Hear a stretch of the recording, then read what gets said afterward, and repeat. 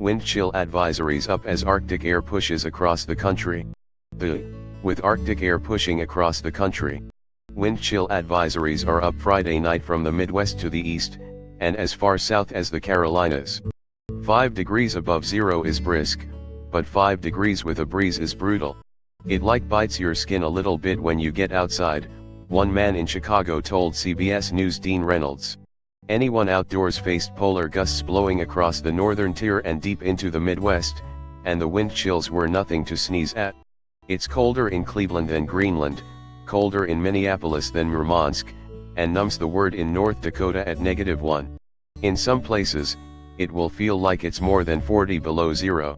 High atop Mount Washington in New Hampshire, the wind chill could approach 100 below. Road crews near Cincinnati scrambled to repair a water main that picked a lousy time to break. Firemen fought flames and ice during an early morning blaze in Chicago. The Detroit River froze over, and the Chicago River looked well on its way. Lake Michigan's shoreline was no place to swim, either.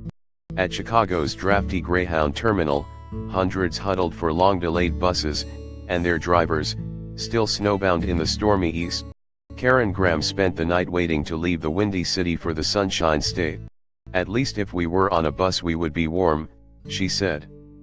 "We're freezing." Friday marked the 11th straight day of Chicago high temperatures below 20 degrees, and Saturday should be the 12th. But the cold spell is expected to break on Sunday when the thermometer hits the balmy 30s. Meanwhile, Boston woke up Friday to the weather equivalent of a bad hangover after a wild and wintry 24 hours. With temperatures plunging into the teens, tough New Englanders moved around in clouds of breath vapor, doing the slick sidewalk shuffle.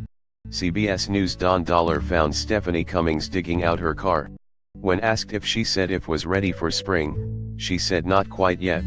Others were dealing with the unpleasant results of a violent storm. Cars were frozen in a parking lot turned lake of ice in Revere, Massachusetts, and basements flooded after high winds sent waves. That combination of winds, high tide, and a supermoon produced the highest tide the area has ever seen. But the Boston area wasn't alone in the misery. Up and down the East Coast, tens of thousands spent a frigid night without power. In Onondaga, New York, volunteers with the ASPCA went searching for neglected pets. They found Sparky, whom neighbors said had been left outside all morning, but he's now warm and safe. As for the weekend, it won't get above single digits in Boston Saturday, and there's the possibility of more snow on Monday.